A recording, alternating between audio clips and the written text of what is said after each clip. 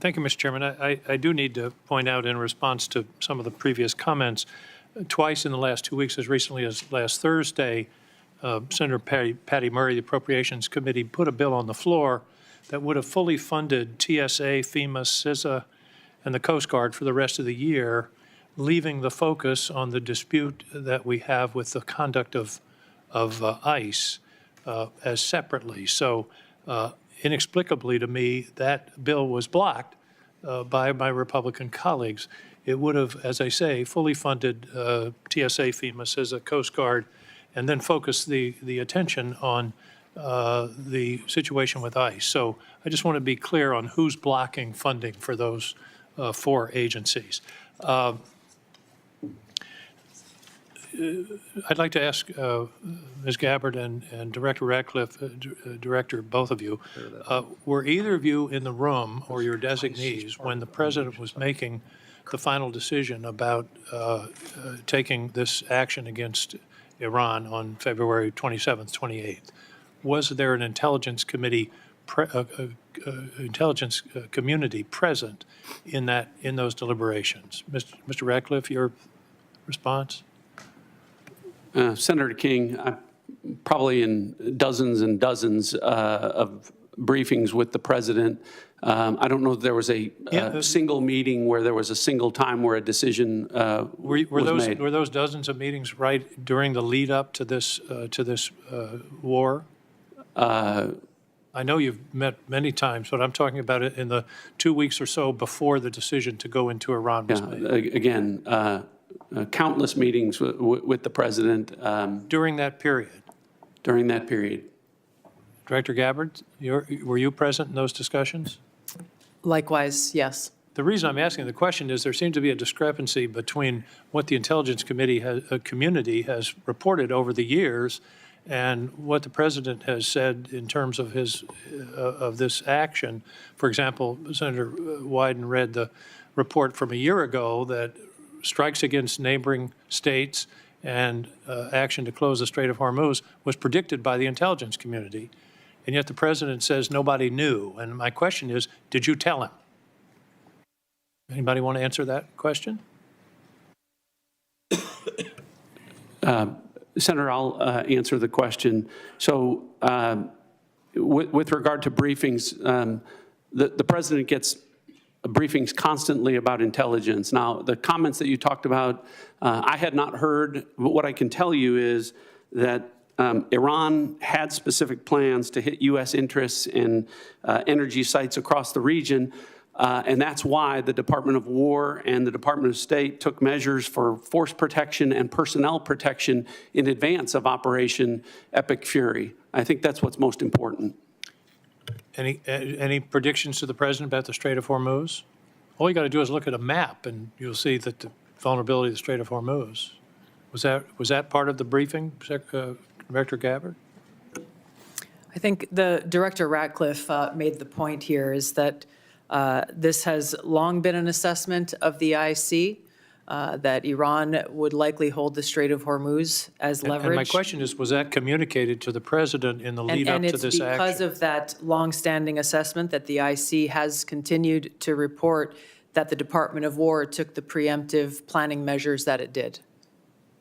Well, they've stated that they did not plan for the Strait of Hormuz. The President said, who knew that was going to happen? Anyway, let's move on. Does the President take a daily brief from the intelligence community?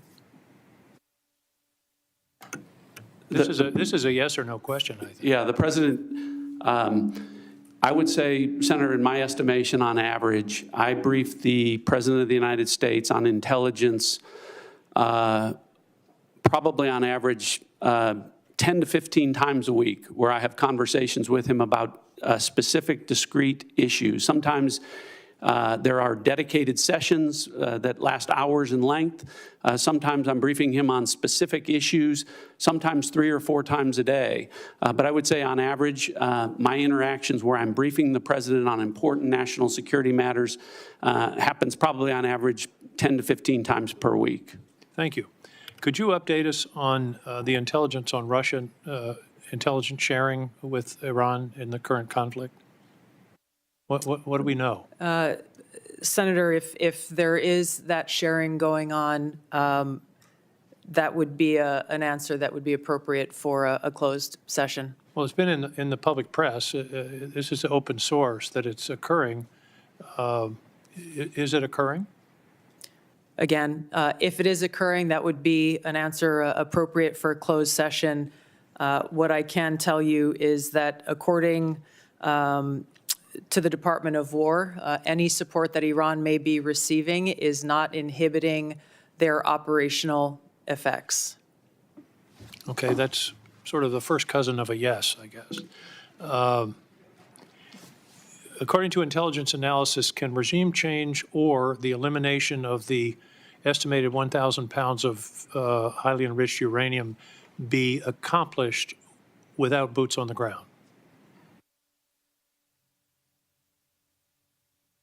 Senator, the discussion about the Iranian nuclear capability, we intend in the closed session to talk about that in great deal. With regards to revealing any information about the ability to do that, I would have to defer that to closed session. Okay, I'll see you in an hour. Finally, there was very little, if anything, in the report, in the assessment about climate change, and that's been in past reports. There is a lot of discussion about migration.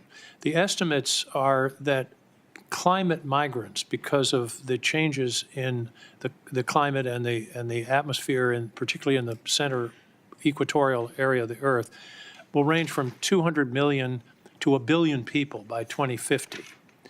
Do you believe that is a national security threat that should be addressed? The Syrian refugees were about 6 million, and they upset the politics of Europe for several years. We're talking about 200 million to 1 billion people on the move.